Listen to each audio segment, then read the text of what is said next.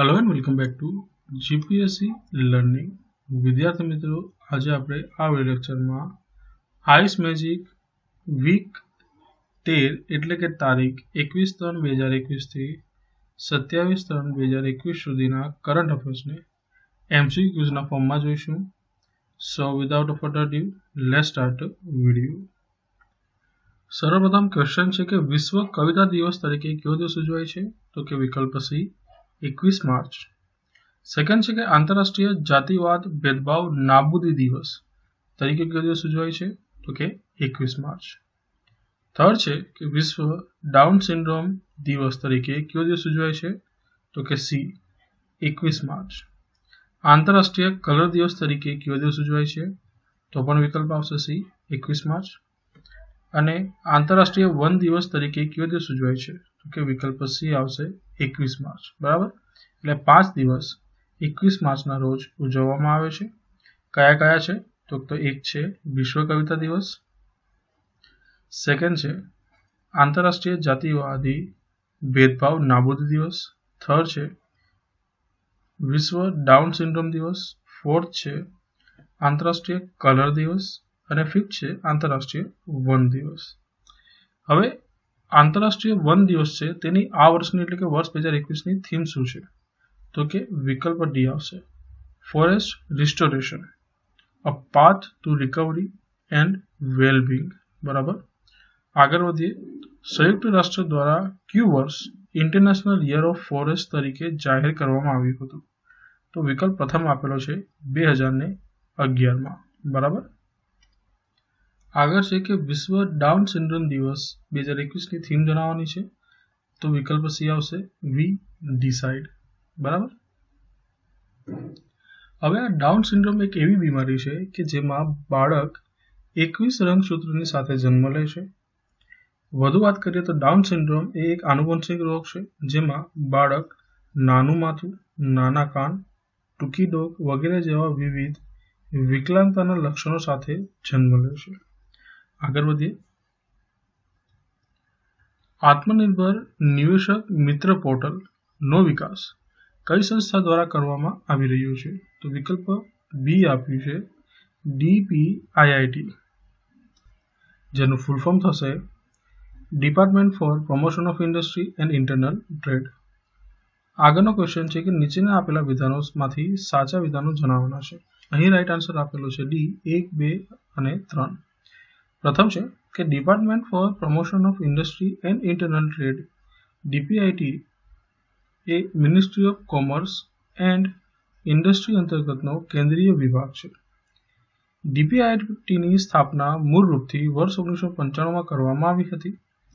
ડીપીઆઈટી એ ભારતમાં united nation industrial development organisation એટલે કે યુએનઆઈડીઓના કાર્યક્રમોના સંકલન અને અમલીકરણ માટે જવાબદાર કેન્દ્ર સરકારનો નોડલ વિભાગ છે. બરાબર, તો આપેલ 3 યોગ્ય છે.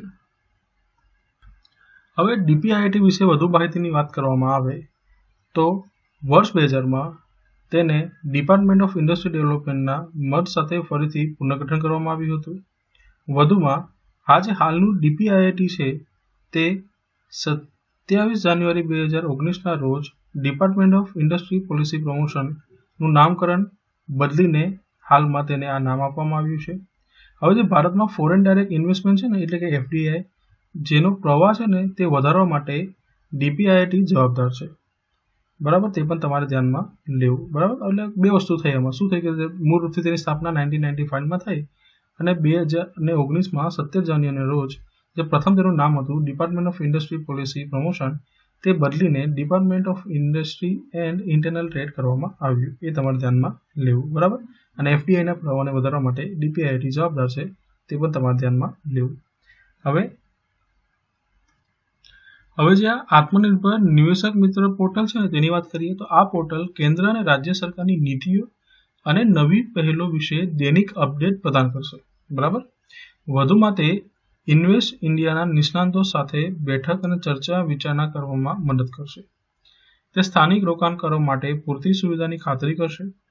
તેમાં રોકાણકારોના પ્રશ્નોના નિરાકરણ માટે આર્ટિફિશિયલ ઇન્ટેલિજન્સ એટલે કે એઆઈ આધારિત એક ચેટબોટની પણ સુવિધા ઉપલબ્ધ કરવામાં આવી છે। વધુ વાત કરવામાં આવે તો MSME સમાધાન, ચેમ્પિયન પોર્ટલ અને MSME સંપર્ક જેવા તમામ MSME પોર્ટલને એક્સેસ કરવા માટે આ પોર્ટલ વન સ્ટોપ સોલ્યુશનના રૂપમાં કામ કરશે। બરાબર। આગળનો ક્વેશ્ચન છે કે મેરા રેશન મોબાઈલ એપ કેન્દ્ર સરકાર દ્વારા કોના સહયોગથી વિકસાવવામાં આવી છે? અહીં રાઈટ આન્સર આપેલો છે એ નેશનલ ઇન્ફોર્મેટિક્સ સેન્ટર એટલે કે NIC। બરાબર। હવે જે NIC દ્વારા કેન્દ્ર સરકારના સહયોગથી જે આ મેરા રેશન મોબાઈલ એપ વિકસાવવામાં આવી છે તે નેશનલ ફૂડ સિક્યુરિટી એક્ટ એટલે કે NFSA એક્ટના લાભાર્થીઓ માટે one nation one ration card સંબંધિત સેવાઓની સુવિધા માટે વિકસાવવામાં આવી છે। હવે તેના અંતર્ગત સ્થાનાંતર લાભાર્થીઓ, ફેર પ્રાઇસ શોપ્સ એટલે કે FPS ડીલરો અને અન્ય સંબંધિત હિતધારકોને સુવિધાઓ આપવામાં આવશે। વધુમાં આ એપ્લિકેશનની મદદથી નજીકની વ્યાજબી કિંમતની દુકાનો એટલે કે ફેર પ્રાઇસ શોપને ઓળખવામાં મદદ મળશે। વધુ વાત કરીએ તો આજીવિકાઓ માટે દૂરના તેમજ નવા વિસ્તારોમાં સ્થળાંતર થતા રેશન કાર્ડ ધારકોને આ એપ્લિકેશન વડે મદદ મળશે। હવે આ એપ્લિકેશન છે ને એ 14 ભાષામાં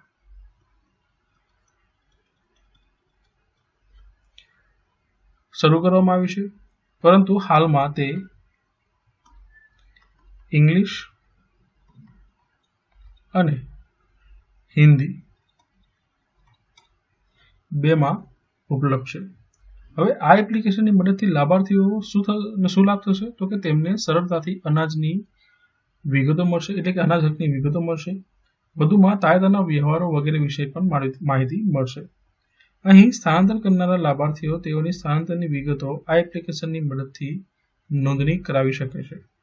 હવે one nation one ration card શું છે તેની વાત કરીએ તો one nation one ration card ભારતમાં રાષ્ટ્રીય ખાદ્ય સુરક્ષાને પ્રોત્સાહન આપવા માટે પાયલટ પ્રોજેક્ટના રૂપમાં તેને લોન્ચ કરવામાં આવ્યું છે।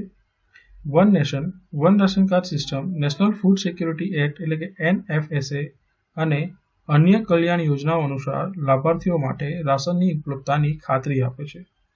તેના અંતર્ગત ખાસ કરીને સ્થળાંતર કામદારો અને તેમના પરિવારોને લાભ મળે છે। બરાબર। આગળ વધીએ। આગળનો ક્વેશ્ચન છે કે વિશ્વ જળ દિવસ તરીકે કયો દિવસ ઉજવાય છે? તો વિકલ્પ સી આવશે 22 માર્ચ। વર્ષ 2021ની વિશ્વ જળ દિવસની થીમ શું છે? તો કે વિકલ્પ ડી વેલ્યુઇંગ વોટર। હવે વિશ્વ જળ દિવસ વિશે કેટલીક માહિતી મેળવીએ તો સમગ્ર વિશ્વમાં શુદ્ધ પાણીના મહત્વ અંગે જાગૃતિ ફેલાવવા માટે યુનાઇટેડ નેશન દ્વારા 22 માર્ચના રોજ વિશ્વ જળ દિવસની ઉજવણી કરવામાં આવે છે। આ દિવસની ઉજવણીનો અન્ય એક હેતુ શુદ્ધ પાણીના સંસાધનોના શ્રેષ્ઠ મેનેજમેન્ટનો પણ છે। યુનાઇટેડ નેશન દ્વારા સૌપ્રથમ વખત 22 માર્ચ 1993માં પ્રથમ વિશ્વ જળ દિવસની ઉજવણી કરવામાં આવી હતી। સંયુક્ત રાષ્ટ્ર દ્વારા ડિસેમ્બર 1992માં દર વર્ષે 22 માર્ચે ના રોજ વિશ્વ જળ દિવસ ઉજવવાની સ્વીકૃતિ આપવામાં આવી હતી। બરાબર। શરૂઆત ક્યારે થઈ તો કે 1993માં અને સ્વીકૃતિ ક્યારે મળી તો કે ડિસેમ્બર 1992માં। બરાબર। હવે યુનાઇટેડ નેશનના SDG ગોલ 6 એટલે કે સસ્ટેનેબલ ડેવલપમેન્ટ ગોલ નંબર 6 અંતર્ગત વૈશ્વિક ચોખ્ખું પાણી, સ્વચ્છતા અને હાઇજીન પર ભાર મૂકવામાં આવ્યો છે। બરાબર। આગળ છે કે બામિયાન બુદ્ધની મૂર્તિ કયા દેશમાં આવેલી ધરોહર છે? અહીં રાઈટ આન્સર આપેલો છે ડી એટલે કે અફઘાનિસ્તાન। આગળ છે કે નીચેનામાંથી સાચા વિધાનો જણાવવાના છે। અહીં રાઈટ આન્સર આપેલો છે એમાં શું છે તો કે 1, 2, 3, 4 વિધાનો યોગ્ય છે। જોઈ લઈએ। પ્રથમ છે કે તાજેતરમાં અફઘાનિસ્તાનની બામિયાન ખીણમાં બામિયાન બુદ્ધની મૂર્તિના વિનાશની વર્ષગાંઠ પર અ નાઇટ વિથ બુદ્ધા કાર્યક્રમનું આયોજન કરવામાં આવ્યું હતું। તો પ્રથમ વિધાન યોગ્ય છે। સેકન્ડ છે કે તાલિબાનીઓએ માર્ચ 2001માં બામિયાન ખીણમાં આવેલી ભગવાન બુદ્ધની મૂર્તિઓને તોડી પાડી હતી। તો સેકન્ડ નિવેદન યોગ્ય છે। થર્ડ છે કે બામિયાન બુદ્ધની મૂર્તિઓ મૂર્તિકલાની ગાંધાર શૈલીમાં તૈયાર કરવામાં આવેલ છે. તો ત્રીજું નિવેદન યોગ્ય છે. અને ચોથું છે કે યુનેસ્કો દ્વારા બામિયાન બુદ્ધની મૂર્તિઓને વર્લ્ડ હેરિટેજ સાઇટમાં સ્થાન આપવામાં આવેલ છે. તો તે પણ નિવેદન યોગ્ય છે. હવે આ જે કાર્યક્રમ યોજાયો હતો, બરાબર, ક્યાં? અફઘાનિસ્તાનમાં, અ નાઇટ વિથ બુદ્ધા. હવે આ કાર્યક્રમ દરમિયાન બામિયાન બુદ્ધની મૂર્તિને 3D પ્રોજેક્શનની મદદથી ફરીથી જીવંત કરવામાં આવી હતી. બરાબર.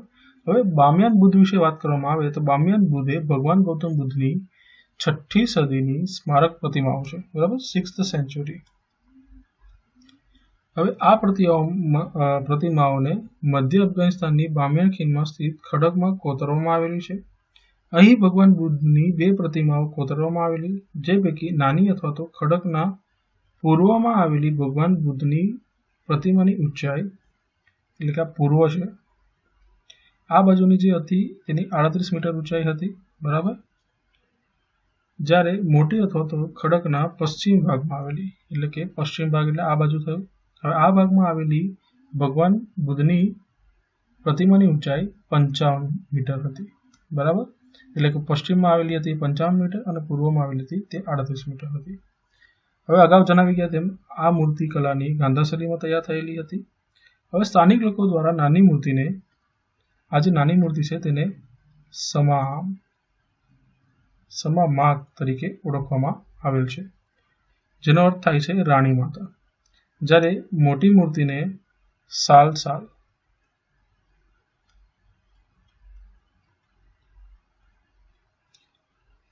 તરીકે ઓળખવામાં આવે છે, જેનો અર્થ થાય છે બ્રહ્માંડમાં પ્રકાશ ઝળકે છે. હવે અગાઉ જણાવ્યું તેમ કે યુનેસ્કો દ્વારા તેને વર્લ્ડ હેરિટેજ સાઇટનો દરજ્જો આપવામાં આવ્યો હતો. હવે આની સાથે જ આપણે ગાંધાર મૂર્તિકલાની વાત કરી લઈએ. તો યુનાની કલાના પ્રભાવથી ભારતમાં પશ્ચિમ ભાગમાં, એટલે કે આ ઇન્ડિયા છે, બરાબર. હવે આ ભારતનો પશ્ચિમ ભાગ થયો. તો આ જે પશ્ચિમ ભાગ છે જેમાં નવીન મૂર્તિકલાનો ઉદય થયો, એટલે તે જ કલા એટલે ગાંધાર મૂર્તિકલા. બરાબર, ગાંધાર શૈલી. હવે ગાંધાર શૈલીની મૂર્તિઓ મુખ્યત્વે બૌદ્ધ ધર્મ સાથે સંકળાયેલી છે. ગાંધાર મૂર્તિકલાના મુખ્ય કેન્દ્રો તત્કાલીન સમયે કયા કયા હતા? તો એક હતું કપિલા, સેકન્ડ છે તક્ષશિલા,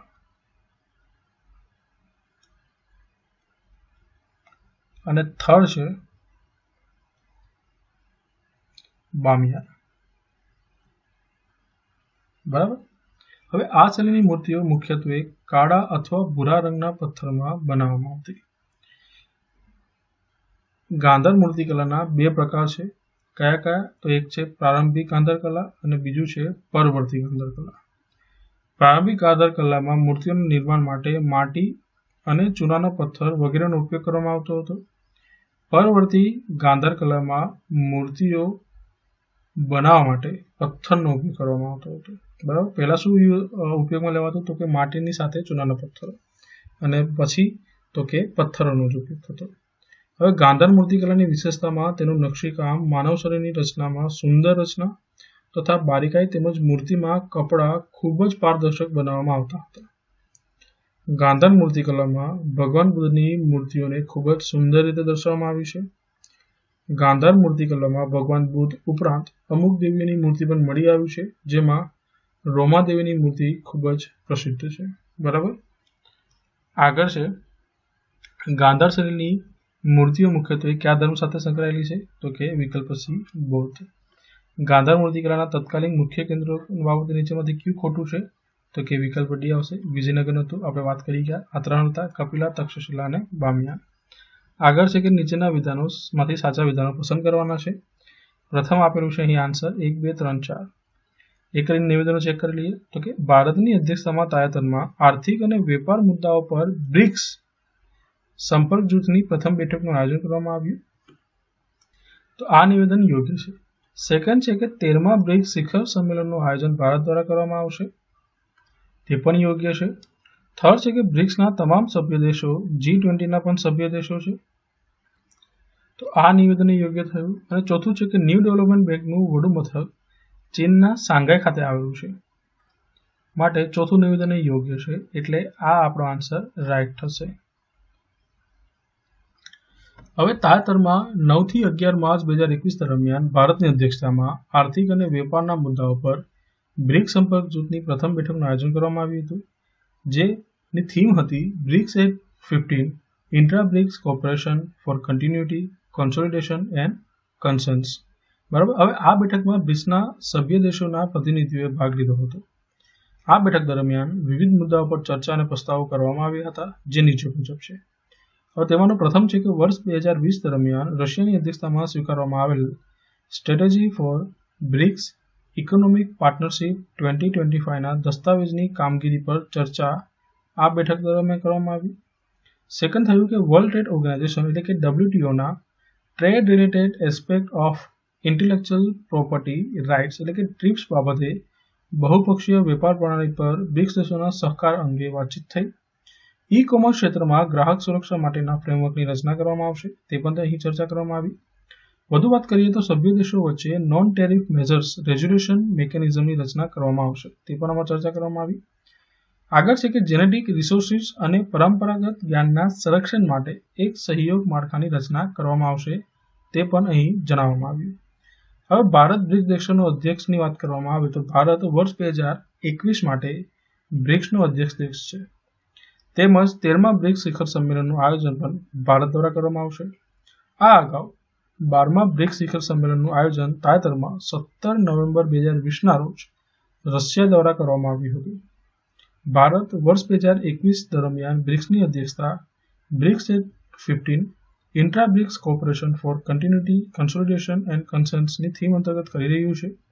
વર્ષ 2012 અને વર્ષ 2016 બાદ ભારત વર્ષ 2021માં ત્રીજી વખત બ્રિક્સ શિખર સંમેલનની અધ્યક્ષતા કરી રહ્યું છે. વર્ષ 2021માં બ્રિક્સ દ્વારા તેની 15મી વર્ષગાંઠની ઉજવણી કરવામાં આવી રહી છે. હવે બ્રિક્સની વાત કરવામાં આવે તો બ્રિક્સ એ વિશ્વના 5 મોટા વિકાસશીલ દેશોનો એક સમૂહ છે, જેમાં બ્રાઝિલ, રશિયા, ઇન્ડિયા, ચીન અને સાઉથ આફ્રિકાનો સમાવેશ થાય છે. શરૂઆતની વાત કરવામાં આવે તો 4 દેશો એટલે કે બ્રાઝિલ, રશિયા, ભારત અને ચીન દ્વારા આ સમૂહની સ્થાપના કરવામાં આવી હતી અને ત્યારે તે બ્રિક તરીકે ઓળખાતું હતું. પરંતુ વર્ષ 2010માં સાઉથ આફ્રિકા પાછળથી સામેલ થયું અને તે બ્રિક્સ તરીકે ઓળખાવા લાગ્યું. હવે બ્રિક્સ દેશોની મુખ્ય વિશેષતાની વાત કરીએ તો વિશ્વની આશરે 41% વસ્તીનો તેમાં સમાવેશ થાય છે. વધુમાં વિશ્વની કુલ જીડીપીના ફાળાની વાત કરવામાં આવે તો 23% જેટલો ફાળો બ્રિક્સ દેશો દ્વારા આપવામાં આવે છે. હવે બ્રિક્સ દેશો દ્વારા ન્યૂ ડેવલપમેન્ટ બેંકની સ્થાપના અને તેની રચના કરવામાં આવી હતી. ન્યૂ ડેવલપમેન્ટ બેંકની રચના જુલાઈ 2014માં ચીનના શાંઘાઈ ખાતે કરવામાં આવી હતી. બરાબર, અને ત્યાં તેનું વડું મથક પણ આવેલું છે. વધુ વાત કરવામાં આવે તો બ્રિક્સ દેશોના પ્રથમ શિખર સંમેલનનું આયોજન 16 જૂન 2009ના રોજ રશિયાના યેકાતેરિનબર્ગ ખાતે કરવામાં આવ્યું હતું. બરાબર. હવે બ્રિક્સ શબ્દનું સર્વપ્રથમ આપવામાં આવ્યો હોય તેવા વ્યક્તિની વાત કરવામાં આવે તો વર્ષ 2001માં શ્રી જી મોનિલ દ્વારા બ્રિક્સ સભ્ય દેશોનું ઔપચારિક નામ આપવામાં આવ્યું હતું. બરાબર. આગળ વધીએ. આગળનો ક્વેશ્ચન છે ભારતના વીર ક્રાંતિકારી સિંહ ભગતસિંહ, સુખદેવ અને રાજગુરુને ક્યારે ફાંસી આપવામાં આવી હતી? તો વિકલ્પ બી આવશે 23 માર્ચ 1931. વિશ્વ મોસમ વિજ્ઞાન દિવસ અથવા તો વિશ્વ હવામાન દિવસ તરીકે કયો દિવસ ઉજવાય છે? તો કે વિકલ્પ સી આવશે 23 માર્ચ. વર્ષ 2021ના વિશ્વ મોસમ વિજ્ઞાન દિવસ અથવા તો વિશ્વ હવામાન દિવસની થીમ શું છે?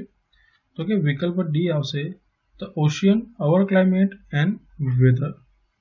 આગળ છે કે વર્લ્ડ મેટ્રોલોજીકલ ઓર્ગેનાઇઝેશન એટલે કે WMOનું વડુમથક ક્યાં આવેલું છે? તો કે વિકલ્પ પ્રથમ આવશે જીનીવા ખાતે. તાજેતરમાં કેટલામાં નેશનલ ફિલ્મ એવોર્ડની જાહેરાત કરવામાં આવી? તો કે વિકલ્પ સી થશે 68. અહીં આ આન્સર ખોટો છે. રાઈટ આન્સર શું આવશે? તો કે 67. બરાબર, અહીંયા બી આવશે. ઓલરાઈટ, આગળ વધીએ. કયા વર્ષમાં રિલીઝ થયેલી ફિલ્મો માટે 67માં નેશનલ ફિલ્મ એવોર્ડની જાહેરાત કરવામાં આવી છે? તો કે વિકલ્પ બી 2019. તાજેતરમાં જાહેર કરવામાં આવેલા નેશનલ ફિલ્મ એવોર્ડ્સ અંતર્ગત કઈ ફિલ્મને બેસ્ટ હિન્દી ફિલ્મ તરીકે પસંદગી કરવામાં આવી છે? તો કે વિકલ્પ ડી આવશે છીછોરે. 67માં નેશનલ ફિલ્મ એવોર્ડ અંતર્ગત કઈ અભિનેત્રીને બેસ્ટ એક્ટ્રેસનો એવોર્ડ આપવામાં આવ્યો છે? તો વિકલ્પ સી આવશે કંગના રનૌત. 67માં નેશનલ ફિલ્મ એવોર્ડ અંતર્ગત મોસ્ટ ફિલ્મ ફ્રેન્ડલી સ્ટેટનો એવોર્ડ કયા રાજ્યને આપવામાં આવ્યો છે? તો વિકલ્પ પ્રથમ આવશે સિક્કિમ. વર્ષ 2019ના ગાંધી શાંતિ પુરસ્કાર માટે તાજેતરમાં કોની પસંદગી કરવામાં આવી છે? તો કે વિકલ્પ સી થશે સુલતાન કાબૂસ બિન સૈયદ અલ સૈયદની. બરાબર. આગળ છે કે વર્ષ 2020ના ગાંધી શાંતિ પુરસ્કાર માટે તાજેતરમાં કોની પસંદગી કરવામાં આવી? તો કે વિકલ્પ પ્રથમ આવશે શ્રી શેખ મુજીબુર રહેમાન. આગળ છે કે નીચે આપેલા વિધાનોમાંથી સાચા વિધાનો જણાવવાના છે. તો અહીં રાઈટ આન્સર આપેલો છે ડી 1, 2, 3 અને 4. પ્રથમ છે કે શ્રી શેખ મુજીબુર રહેમાન બંગબંધુ નામથી પ્રસિદ્ધ છે. તો કે આ રાઈટ વિધાન છે. સેકન્ડ છે કે રચનાત્મક અર્થવ્યવસ્થાના ક્ષેત્રમાં યુનેસ્કોએ વર્ષ 2021થી શેખ મુજીબુર રહેમાનના નામ પર એક આંતરરાષ્ટ્રીય પુરસ્કાર શરૂ કરવાનો નિર્ણય કર્યો છે. આ વિધાન યોગ્ય છે. સુલતાન કાબૂસ બિન સૈયદ અલ સૈયદે ભારત અને ઓમાન વચ્ચેના સંબંધો વિકસાવવા મહત્વપૂર્ણ ફાળો આપ્યો હતો. આ પણ યોગ્ય છે. અહીં સુલતાન કાબૂસ બિન સૈયદ અલ સૈયદ એ ઓમાનના રાજા હતા. બરાબર. હવે ફોર્થ છે કે ગાંધી શાંતિ પુરસ્કારની શરૂઆત 1995માં કરવામાં આવી હતી. તે પણ યોગ્ય છે. એટલે રાઈટ આન્સર આપણો ડી થશે. આગળ વધીએ. ગાંધી શાંતિ પુરસ્કાર પસંદગી સમિતિના નીચેના પૈકી કોનો સમાવેશ થતો નથી? તો વિકલ્પ પ્રથમ આપેલો છે તો કે રાજ્યસભાના અધ્યક્ષ. બરાબર. અહીં જે આ ગાંધી શાંતિ પુરસ્કાર પસંદગી સમિતિ છે તેના અધ્યક્ષ કોનો છે? તો કે ભારતના વડાપ્રધાન. અને અન્ય સભ્યોની વાત કરવામાં આવે તો ભારતના ચીફ જસ્ટિસ, લોકસભાના અધ્યક્ષ અને લોકસભાના વિપક્ષના નેતા. બરાબર, તેનો સમાવેશ થાય છે. હવે ગાંધી શાંતિ પુરસ્કારની વાત કરવામાં આવે તો ગાંધી શાંતિ પુરસ્કાર એ આંતરરાષ્ટ્રીય પુરસ્કાર છે જેનું નામ મહાત્મા ગાંધીના નામ પરથી રાખવામાં આવ્યું છે. ભારત સરકાર દ્વારા આ એવોર્ડની આપવામાં આવે છે. આ એવોર્ડની શરૂઆત 1995માં શ્રી મોહનદાસ ગાંધીની 125મી જન્મ વર્ષગાંઠ નિમિત્તે કરવામાં આવ્યું હતું. આ વાર્ષિક એવોર્ડ વ્યક્તિઓ અને સંસ્થાઓને અહિંસા અને અન્ય ગાંધીવાદી આદર્શો દ્વારા રાજકીય, સામાજિક અને આર્થિક પરિવર્તનમાં ફાળો આપવા બદલ આપવામાં આવે છે. આ એવોર્ડ અંતર્ગત 1 કરોડ રૂપિયા રોકડ આપવામાં આવશે, પછી તકતી આપવામાં આવે છે અને પ્રશસ્તિ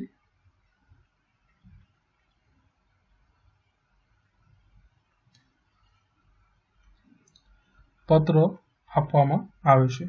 બરાબર. હવે આ એવોર્ડ વિશ્વના દરેક લોકો માટે ખુલ્લો છે, જેમાં રાષ્ટ્રીયતા, જાતિ, લિંગ વગેરે બાબતોમાં ભેદભાવ રાખવામાં આવતો નથી. બરાબર. હવે વાત કરીએ સુલતાન કાબૂસ બિન સૈયદ અલ સૈયદની.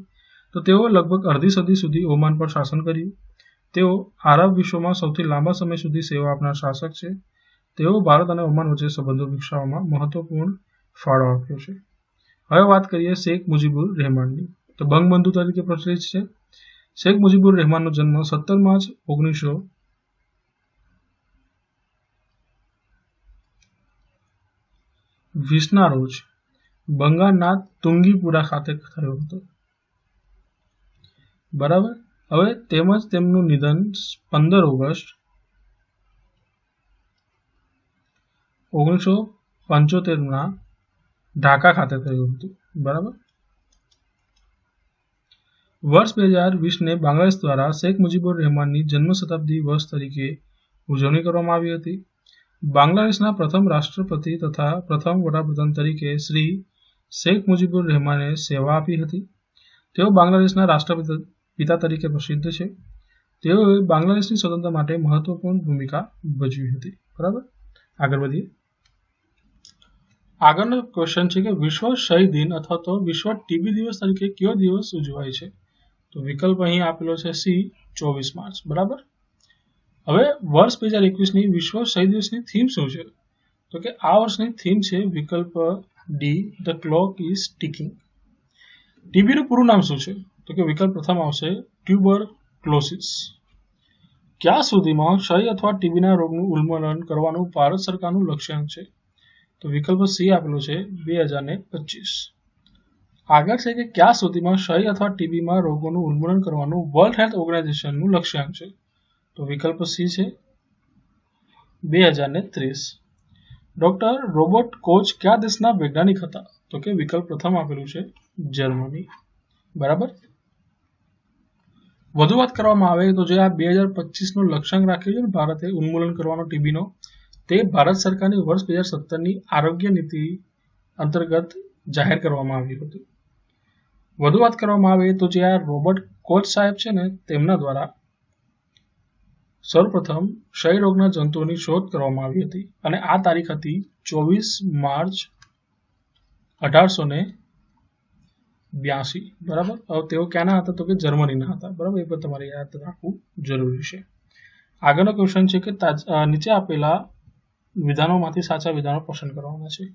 અહીં રાઈટ આન્સર આપેલું છે સી 1, 2, 3, 4. એ કરીને ચેક કરી લઈએ તો તાજેતરમાં એનપીસીઆઈ દ્વારા ભીમ એપ્લિકેશન પર યુપીઆઈ હેલ્પની શરૂઆત કરવામાં આવી છે, એટલે આ વિધાન યોગ્ય છે. અહીં એનપીસીઆઈ નું ફૂલ ફોર્મ થશે national payment corporation of India. બરાબર. વધુ વાત કરીએ તો ભીમ એપનું ફૂલ ફોર્મ થશે ભારત ઇન્ટરફેસ ફોર મની. બરાબર. સેકન્ડ છે કે યુપીઆઈ હેલ્પ એ ભીમ એપ્લિકેશન વપરાશકર્તાઓ માટે ફરિયાદ નિવારણ પદ્ધતિ તરીકે કાર્ય કરશે. તો બીજું નિવેદન એ યોગ્ય છે. અહીં ત્રીજું આપેલું છે કે ભારતનું ભીમનું પૂરું નામ શું છે તો કે ભારત ઇન્ટરફેસ ફોર મની, એ પણ યોગ્ય છે. હવે ભીમ એપ્લિકેશન 30 ડિસેમ્બર 2016 રોજ લોન્ચ કરવામાં આવી હતી. તો આ નિવેદન યોગ્ય છે. બરાબર, એટલે આપેલા સી 1, 2, 3, 4 યોગ્ય છે. હવે આજે યુપીઆઈ હેલ્પની વાત કરવામાં આવે તો તેની આપણે જાણી ગયા તેમ કે એક ભારતમાં ડિજિટલ પેમેન્ટ માટેની છત્ર સંસ્થા છે. શું નામ છે તેનું? કે એનપીસીઆઈ. બરાબર. હવે એનપીસીઆઈ ભીમ એપ્લિકેશન પર આ યુપીઆઈ હેલ્પની શરૂઆત કરી છે કે જે શું કરશે તો કે યુપીઆઈ હેલ્પ એ ભીમ એપ્લિકેશન વપરાશકર્તાઓ માટે ફરિયાદ નિવારણ પદ્ધતિ કાર્ય કરશે. આ એપ્લિકેશન વપરાશકર્તાઓને પેન્ડિંગ ટ્રાન્ઝેક્શનની સ્થિતિ તપાસવામાં અને કાર્યવાહી કરવામાં આવી નથી તેવા વ્યવહારો વિરુદ્ધ ફરિયાદો કરવામાં મદદરૂપ થશે. વધુ વાત કરીએ તો તેમાં રૂપિયા લાભકર્તા સુધી પહોંચ્યા ન હોય તેવા કિસ્સામાં ફરિયાદ કરવામાં પણ મદદ મેળવી શકાશે. હવે હાલમાં આ સુવિધા છે ને એ ભીમ એપ્લિકેશન પર state bank of India, HDFC bank, axis bank અને આઈસીઆઈસી બેંકના ગ્રાહકોને ઉપલબ્ધ છે. એટલે કયા કયા થયા તો કે એક તો થઈ એસબીઆઈ, બી થઈ એચડીએફસી, થર્ડ થઈ આઈસીઆઈસીઆઈ અને ફોર્થ થઈ એક્સિસ. બરાબર. આ 4 બેંકો માટે હાલમાં ઉપલબ્ધ છે. હવે ભીમનું પૂરું નામ તમે જાણી ગયા છો અને તેનો વિકાસ કોના દ્વારા કરવામાં આવ્યો હતો તો કે ભીમનો વિકાસ કરવામાં આવ્યો છે એનપીસીઆઈ. હવે આ એપ્લિકેશન છે ને એ યુનિફાઈડ પેમેન્ટ ઇન્ટરફેસ એટલે કે યુપીઆઈ પર આધારિત છે અને તેની લોન્ચ કરવામાં આવી તો તારીખ તમને અહીં આપી દીધી છે. શું તારીખ આપી છે તો કે 30 ડિસેમ્બર 2016. હવે આ એપ્લિકેશન છે ને એ કુલ 16 ભારતીય ભાષામાં ઉપલબ્ધ છે. આ એપ્લિકેશન સીધી બેંકો દ્વારા ઈ ચૂકવણીની સુવિધા આપે છે. તેનો ઉપયોગ યુપીઆઈનો ઉપયોગ કરતી તમામ બેંકો કરી શકે છે. તે ઇમિડિયેટ પેમેન્ટ સર્વિસ આઈએમપીએસ અંતર્ગત વિકસાવવામાં આવેલ છે, જેના દ્વારા વપરાશકર્તાઓ એકબીજાના બેંક ખાતામાં રૂપિયા ટ્રાન્સફર કરી શકે છે. તેમજ તેનો ઉપયોગ તમામ મોબાઈલ ઉપકરણોમાં કરી શકાય. વધુ વાત કરીએ તો યુપીઆઈની, તો યુપીઆઈનું ફૂલ ફોર્મ શું થશે તો કે યુનિફાઈડ પેમેન્ટ ઇન્ટરફેસ. તે એક ત્વરિત રિયલ ટાઈમ પેમેન્ટ સિસ્ટમ છે જેને એનપીસીઆઈ દ્વારા વિકસાવવામાં આવી છે. આંતરબેંક વ્યવહારો માટે યુપીઆઈ નામનો ઇન્ટરફેસ પ્રદાન કરવામાં આવ્યો છે. હવે યુપીઆઈ છે ને એ ડિસેમ્બર 2020 સુધીમાં લગભગ 207 બેંકો માટે યુપીઆઈ સુવિધા ઉપલબ્ધ હતી. બરાબર, એ પણ તમારે યાદ રાખવું. હવે નેશનલ પેમેન્ટ કોર્પોરેશન ઓફ ઇન્ડિયાની વાત કરીએ તો એનપીસીઆઈ એ આરબીઆઈની માલિકી હેઠળ ભારતભરમાં રિટેલ પેમેન્ટ અને સેટલમેન્ટ સિસ્ટમનું સંચાલન કરે છે. સ્થાપના ડિસેમ્બર 2008માં રિઝર્વ બેંક ઓફ ઇન્ડિયા અને ઇન્ડિયન બેંક એસોસિએશન દ્વારા. તેની નોંધણી કંપની અધિનિયમ 2013ની કલમ 8 અંતર્ગત અને મુખ્ય મથક તો કે મહારાષ્ટ્રના મુંબઈ ખાતે. બરાબર, આગળ વધીએ. આગળનો ક્વેશ્ચન છે કે નીચે આપેલા વિધાનો પર વિચાર કરો અને સાચા વિધાનો પસંદ કરો. અહીં રાઈટ આન્સર આપેલો છે એ 1, 2, 3 અને 4. પ્રથમ છે કે કલ્યાણી રાફેલ એડવાન્સ સિસ્ટમ દ્વારા તાજેતરમાં એમઆરએસએમ મિસાઇલની પ્રથમ બેચની રજૂઆત કરવામાં આવી છે. તો આ નિવેદન યોગ્ય છે. એમઆરએસએમનું ફૂલ ફોર્મ થશે medium range surface to air missile. બરાબર. સેકન્ડ છે કે Kalyani Rafael advance system KRAS એ ભારતના કલ્યાણી ગ્રુપ અને ઇઝરાયલના રાફેલ એડવાન્સ ડિફેન્સ સિસ્ટમનું સંયુક્ત સાહસ છે. તો સેકન્ડ નિવેદન એ યોગ્ય થયું. થર્ડ છે કે KRAS એટલે કે કલ્યાણી રાફેલ એડવાન્સ સિસ્ટમ દ્વારા MRSM એટલે કે medium range surface to air મિસાઇલો ભારતીય સેના અને ભારતીય વાયુસેના માટે રજૂ કરવામાં આવી છે, તો તે પણ યોગ્ય છે. ચોથું છે કે MRSM એટલે કે medium range surface to air મિસાઇલનું વજન 276 કિલોગ્રામ અને લંબાઈ 4.5 મીટર છે, તો આ પણ યોગ્ય છે. બરાબર. હવે તાજેતરમાં જ KRAS દ્વારા જાહેર કરવામાં આવ્યું છે કે તે ભારતને 1000 કરતાં વધારે MRSM મિસાઇલો ભવિષ્યમાં સોંપશે, જે અંગે ક્રાસ દ્વારા અગાઉ જ પ્રતિબદ્ધતા દર્શાવવામાં આવી હતી. વધુ વાત કરવામાં આવે તો આ 1000 કરતાં વધુ MRSM મિસાઇલો ભારતને સોંપ્યા બાદ આ મિસાઇલ વિભાગને ભવિષ્યના એકીકરણ માટે ભારત ડાયનામિક્સ લિમિટેડ એટલે કે BDL ને સોંપવામાં આવશે. બરાબર. હવે KRAS ની વાત કરીએ તેમ અગાઉ વાત કરી કે કલ્યાણી રાફેલ એડવાન્સ સિસ્ટમ એ અદ્યતન ઉત્પાદન ક્ષમતા અને સુવિધાઓ ધરાવતું ભારતનું ખાનગી ક્ષેત્રનું MSME છે. બરાબર. KRAS શું છે? તો કે MSME છે અને ખાનગી ક્ષેત્રનું છે, તે પણ તમારે ધ્યાનમાં લેવું. બરાબર. હવે આ જે KRAS છે એ દેશના સંરક્ષણ દળોમાં સામેલ કરવામાં આવી રહેલી દેશની અદ્યતન શસ્ત્ર પ્રણાલીઓ માટે એસેમ્બલી, ઇન્ટિગ્રેશન અને ટેસ્ટિંગ એટલે AIT અંતર્ગત તે સમર્પિત છે. શું થશે અગેન? તો કે એસેમ્બલી, ઇન્ટિગ્રેશન અને ટેસ્ટિંગ માટે સમર્પિત છે. હવે KRAS એ ભારતીય વાયુ સેવામાં રહેલ એર ડિફેન્સ મિસાઇલ સિસ્ટમના મેન્ટેનન્સ એન્ડ રિપેર ઓપરેશન સાથે પણ સંકળાયેલ છે. હવે વાત કરીએ MRSAMની, તો ઇઝરાયેલે એરોસ્પેસ ઇન્ડસ્ટ્રીઝ એટલે કે IAI ના સહયોગથી સંરક્ષણ સંશોધન અને વિકાસ સંગઠન એટલે કે DRDO દ્વારા MRSAMનો વિકાસ કરવામાં આવ્યો છે. આ મિસાઇલ ઓગસ્ટ 2019માં ભારતને સોંપવામાં આવી હતી. આ મિસાઇલ ભારતીય સશસ્ત્ર દળોને મધ્યમ રેન્જ સુધીના હવાઈ જોખમો સામે સંરક્ષણ પ્રદાન કરે છે. હવે MRSAM વેપન સિસ્ટમની વાત કરવામાં આવે તો તેમાં એક કમાન્ડ અને કંટ્રોલ સિસ્ટમ, એક ટ્રેકિંગ રડાર, ત્રીજું મોબાઈલ લોન્ચર અને ચોથું મિસાઇલોનો સમાવેશ થાય છે.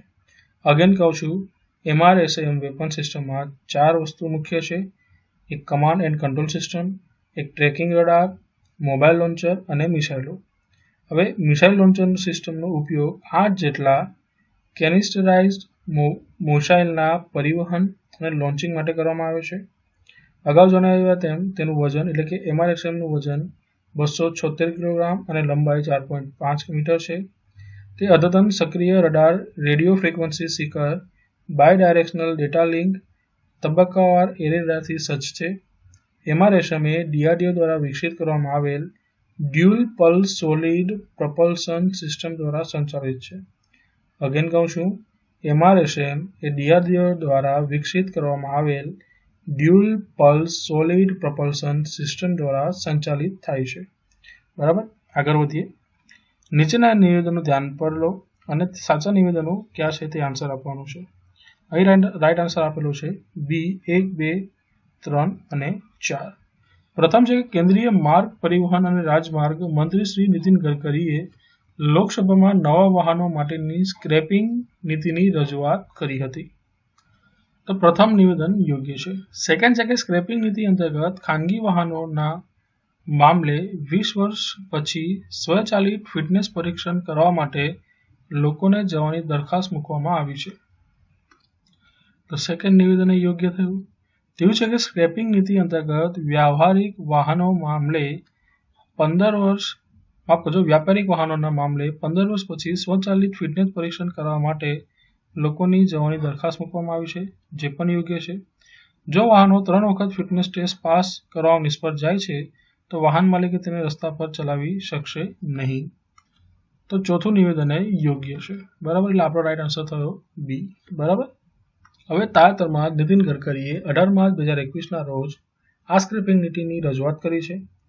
આ નીતિ અંગેની સૌપ્રથમ જાહેરાત 1 ફેબ્રુઆરી 2021ના રોજ કેન્દ્રીય નાણામંત્રી એ કેન્દ્રીય બજેટ 2021-22માં તેમના વક્તવ્ય દરમિયાન કરી હતી.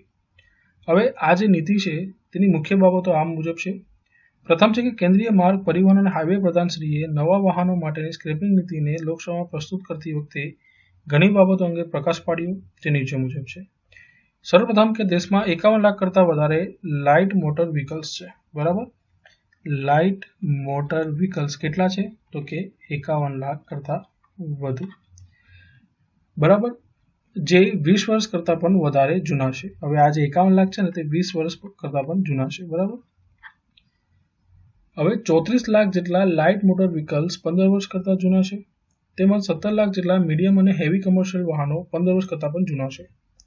હવે વ્હીકલ સ્ક્રેપિંગ પોલિસીમાં જણાવવામાં આવ્યું છે કે આ નીતિ અંતર્ગત જૂના અને બિનઉપયોગી થઈ ગયેલા વાહનો તબક્કાવાર દૂર કરવામાં આવશે. આ નવી નીતિ અંતર્ગત ખાનગી વાહનોના મામલે 20 વર્ષ પછી અને વ્યાપારિક વાહનોના મામલે 15 વર્ષ પછી સ્વચાલિત ફિટનેસ પરીક્ષણ કરાવવા માટે લોકોને જવાની દરખાસ્ત કરવામાં આવે છે. જો વાહનો 3 વખત ફિટનેસ ટેસ્ટ પાસ કરવામાં નિષ્ફળ જાય તો તે વાહન માલિકો તેને રસ્તા પર ચલાવી શકશે નહીં. હવે વ્હીકલ સ્ક્રેપિંગ પોલિસીનું મહત્વની વાત કરીએ તો આ નીતિ પર્યાવરણ અનુકૂળ બળતણ કાર્યક્ષમ વાહનોને પ્રોત્સાહિત કરવા મદદ કરશે. આમ તે વાહનોના પ્રદૂષણ અને તેલ આયાત બિલને ઘટાડવા મદદરૂપ થશે. તેની મદદથી રોડ સલામતીમાં વધારો થશે. જૂના વાહનોના સ્ક્રેપ એવા સ્ટીલ, પ્લાસ્ટિક અને કોપર જેવી ધાતુઓની સામગ્રીનો ઉપયોગ ફરી વખત કરી શકાશે. તેનાથી વાહનોના એકંદર ખર્ચમાં ઘટાડો થશે. જૂના વાહનોને દૂર કર્યા પછી નવા વાહનોના વેચાણમાં વધારો થશે. તેની મદદથી દેશના ઓટોમોબાઈલ ક્ષેત્રને વેગ મળશે. બરાબર છે, આગળ વધીએ. આગળનો ક્વેશ્ચન છે કે તાજેતરમાં પોષણ પખવાડિયાની ઉજવણી કયા સમયગાળા દરમિયાન કરવામાં આવી? તો કે વિકલ્પ બી આવશે 16 થી 31 માર્ચ. પોષણ મહિના તરીકે ઉજવણી કયા મહિના દરમિયાન કરવામાં આવે છે? તો વિકલ્પ ડી આવશે સપ્ટેમ્બર. નીચે આપેલા વિધાનોમાંથી સાચા વિધાનો જણાવવાના છે. અહીં રાઈટ આન્સર આપેલો છે એ 1, 2, 3 અને 4. પ્રથમ છે કે પોષણ પખવાડિયા 2021નો મુખ્ય ઉદ્દેશ ફૂડ ફોરેસ્ટ્રીનો ઉપયોગ કરી પોષક પડકારોને દૂર કરવા અને પોષણ પંચાયતોનું આયોજન કરવાનો છે. તો પ્રથમ નિવેદન યોગ્ય છે. બીજું છે કે પોષણનું પૂરું નામ prime minister's overreaching scheme for holistic nutrition છે. તે પણ યોગ્ય છે. થર્ડ છે કે પોષણ અભિયાન વડાપ્રધાન શ્રી નરેન્દ્રભાઈ મોદીએ રાજસ્થાનના ઝુંઝુનુ ખાતે 8 માર્ચ 2018ના રોજ લોન્ચ કર્યું હતું. તે પણ યોગ્ય છે. ચોથું છે કે કેન્દ્રીય બજેટ 2021-22 અંતર્ગત પોષક તત્વોને પ્રોત્સાહન આપવાની સાથે સાથે વધુ સુદૃઢ બનાવવા માટે કેન્દ્ર સરકાર પૂરક પોષણ કાર્યક્રમ અને પોષણ અભિયાનનું એકબીજામાં વિલીનીકરણ કરી મિશન પોષણ 2.0નો પ્રારંભ કરશે. તો આ વિધાન યોગ્ય છે. એટલે આપણો રાઈટ આન્સર થશે એ 1, 2, 3 અને 4. અહીં પોષણ અભિયાન વિશે વધુ વાત કરવામાં આવે તો તેનો હેતુ એટલે કે આ મિશનનો હેતુ 0 થી 6 વર્ષના બાળકો, કિશોરીઓ અને સગર્ભા સ્ત્રીઓ અને સ્તનપાન કરાવતી માતાઓની પોષણની સ્થિતિમાં સુધારો કરવાનો છે. વધુમાં આ વર્ષના પોષણ પખવાડિયાની સાથે ફૂડ ફોરેસ્ટ્રી જે છે આ ફૂડ ફોરેસ્ટ્રીની સાથે સાથે પોષણ પંચાયતોનું આયોજન કરવાની પણ જોગવાઈ કરવામાં આવી છે. અહીં આ અંતર્ગત આયુષ મંત્રાલય હેઠળ કાર્યરત નેશનલ મેડિસિનલ પ્લાન્ટ બોર્ડ એટલે કે NMBP જેનું ફૂલ ફોર્મ શું થશે તો કે નેશનલ મેડિસિનલ પ્લાન્ટ્સ બોર્ડ દરેક આંગણવાડી કેન્દ્રોમાં પોષક સમૃદ્ધ છોડના 4 નમૂનાઓનું વિતરણ કરશે. તેની મદદથી પોષણ પડકારોને પહોંચી વળવા મદદ મળશે. અહીં સ્થાનિક પંચાયત અને ડેપ્યુટી કલેક્ટરની દેખરેખ હેઠળ આ વિતરણ કરવામાં આવશે. અહીં પોષણ પખવાડિયાની ઉજવણીના ભાગરૂપે કેન્દ્રીય મહિલા અને બાળ વિકાસ મંત્રાલય દ્વારા પોષણના મુદ્દાઓ પર જાગૃતિ માટે વિવિધ અભિયાનોનું આયોજન પણ કરવામાં આવશે, જે નીચે મુજબ છે. સર્વપ્રથમ તો થયું કયું તો કે ફૂડ ફોરેસ્ટ્રી. બીજું થયું પોષણ વાટિકા. ત્રીજું થયું ગંભીર તીવ્ર કુપોષણ એટલે કે સિવિયર એક્યુટ માલન્યુટ્રિશન ધરાવતા બાળકોની ઓળખ. અને ચોથું થયું કુપોષણનો વ્યાપ અને તેના પરિણામો. બરાબર, આગળના ક્વેશ્ચન તરફ વધીએ. નીચે આપેલા વિધાનોમાંથી સાચા વિધાનો જણાવવાના છે. અહીં રાઈટ આન્સર આપેલો છે ડી 1, 2, 3, 4. પ્રથમ છે કે પૂરક પોષણ અભિયાન કાર્યક્રમને સંકલિત બાળ વિકાસ સેવા એટલે કે ICDS અંતર્ગત સંચાલિત કરવામાં આવશે. તો પ્રથમ નિવેદન યોગ્ય છે. સેકન્ડ છે કે પૂર્ણા યોજના 15 થી 18 વર્ષની કિશોરીઓમાં કુપોષણ દૂર કરવા અને એનેમિયાની સ્થિતિમાં નિયંત્રણ માટે શરૂ કરવામાં આવેલ છે. તો આ નિવેદન યોગ્ય છે. અહીં પૂર્ણ યોજના છે તેનું ફૂલ ફોર્મ થશે prevention of under nutrition and reduction of nutritional anaemia among adolescents. બરાબર. આગળ છે કે સત્વ યોજના અંતર્ગત ગુજરાત સરકાર દ્વારા આયર્ન અને આયોડિન યુક્ત ડબલ ફોર્ટિફાઈડ મીઠું ફોર્ટિફાઈડ લોટનું વિતરણ કરવામાં આવે છે. તો ત્રીજું નિવેદન યોગ્ય છે. આગળ છે કે દૂધ સંજીવની યોજના અંતર્ગત ગુજરાત સરકાર દ્વારા આદિજાતિ મહિલા તેમજ બાળકોને કુપોષણમાંથી મુક્ત કરવા માટે પેસ્ચ્યુરાઇઝ્ડ ફ્લેવર્ડ ફોર્ટિફાઈડ દૂધ આપવામાં આવે છે. તો ચોથું નિવેદન યોગ્ય થયું. બરાબર. એટલે આપણો રાઈટ આન્સર થશે ડી 1, 2, 3, 4. આગળ વધીએ. આગળનો ક્વેશ્ચન છે કે દર વર્ષે વિશ્વ રંગભૂમિ દિવસની ઉજવણી ક્યારે કરવામાં આવે છે? તો કે વિકલ્પ પ્રથમ આવશે 27 માર્ચ. વર્ષ 2021માં અર્થ અવરની ઉજવણી ક્યારે કરવામાં આવી હતી? તો વિકલ્પ સી આવશે 27 માર્ચ. અર્થ અવરનું આયોજન સામાન્ય રીતે દર વર્ષે ક્યારે કરવામાં આવે છે? તો વિકલ્પ બી આવશે માર્ચ મહિનાના છેલ્લા શનિવારે. વર્ષ 2021ની અર્થ અવરની થીમ જણાવવાની છે. તો કે વિકલ્પ પ્રથમ ક્લાઇમેટ ચેન્જ ટુ સેવ અર્થ. આગળ છે કે તાજેતરમાં કયા દેશ દ્વારા જાયન્ટ સ્પેસ ટેલિસ્કોપ બેકલ જીવીડીને બેકલ તળાવમાં તૈનાત કરવામાં આવ્યું છે? તો કે વિકલ્પ સી રશિયા. નીચે આપેલા વિધાનોમાંથી સાચા વિધાનો જણાવવાના છે. અહીં રાઈટ આન્સર આપેલું છે ડી. પ્રથમ છે કે બેકલ જીવીડી નામના ટેલિસ્કોપને રશિયા દ્વારા ન્યુટ્રિનો નામના સૌથી નાના જાણીતા કણોના નિરીક્ષણ માટે ડિઝાઇન કરવામાં આવ્યું છે. તો પ્રથમ નિવેદન યોગ્ય છે. સેકન્ડ છે કે બેકલ જીવીડી નામનું ટેલિસ્કોપ બેકલ તળાવની 750 થી 1300 મીટરની ઊંડાઈ પર કાર્ય કરવા સક્ષમ છે. આ વિધાન યોગ્ય છે. થર્ડ છે કે બેકલ તળાવ એ પાણીના જથ્થાની દ્રષ્ટિએ વિશ્વનું સૌથી મોટું તાજા પાણીનું તળાવ છે. તો આ વિધાન યોગ્ય છે. હવે બેકલ તળાવની વાત કરવામાં આવે તો બેકલ તળાવ એ રશિયાના દક્ષિણ સાઇબેરિયામાં આવેલું છે. આ તળાવ વિશ્વનું સૌથી ઊંડું તળાવ છે જેની મહત્તમ ઊંડાઈ 1642 મીટર જેટલી છે. તે વિશ્વનું સૌથી જૂનું તળાવ પણ છે. વર્ષ 1996માં આ તળાવનો યુનેસ્કોની વર્લ્ડ હેરિટેજ સાઇટમાં સમાવેશ કરવામાં આવ્યો હતો. હવે બેકલ જીવીડીની વાત કરવામાં આવે તો આ ડીપ અંડર વોટર ટેલિસ્કોપના નિર્માણની કામગીરી વર્ષ 2015માં શરૂ કરવામાં આવી હતી. બરાબર. હવે દક્ષિણ ધ્રુવના એન્ટાર્કટિક બરફની નીચે આવેલા અમેરિકન રિસર્ચ સ્ટેશનના હરિત તરીકે આ ઓબ્ઝર્વેટરીને જોવામાં આવી રહી છે. તે પણ તમારે ધ્યાનમાં લેવું. આગળ છે કે તાજેતરમાં કયો દેશ ઇન્ટરનેશનલ સોલાર અલાયન્સમાં જોડાયો છે? તો કે વિકલ્પ પ્રથમ આવશે ઇટાલી. ઇન્ટરનેશનલ સોલાર અલાયન્સ વિશે સાચા નિવેદનો આપવાના છે. અહીં રાઈટ આન્સર આપેલો છે બી 1, 2, 3, 4. પ્રથમ છે કે આઈએસએનો શુભારંભ ભારત અને ફ્રાન્સ દ્વારા 30 નવેમ્બર 2015ના રોજ ફ્રાન્સના પેરિસમાં કરવામાં આવ્યો હતો, જે યોગ્ય છે. આ સંસ્થાની સ્થાપના અંગેની પહેલ વડાપ્રધાન શ્રી નરેન્દ્ર મોદીએ કરી હતી, તે પણ યોગ્ય છે. તેનું મુખ્ય મથક હરિયાણાના ગુરુગ્રામ ખાતે આવેલું છે. તો કે બીજું અને ત્રીજું બંને યોગ્ય છે. આ સંગઠન કર્કરેખા અને મકર રેખા વચ્ચે આવેલા દેશોને એક મંચ પર લાવવાનું કાર્ય કરી રહ્યું છે. તો ચોથું પણ યોગ્ય છે. આગળ છે કે આઈએસએ વર્લ્ડ સોલાર બેંકની સ્થાપના ક્યારે કરવામાં આવશે? તો વિકલ્પ પ્રથમ આવશે COP26માં. બરાબર.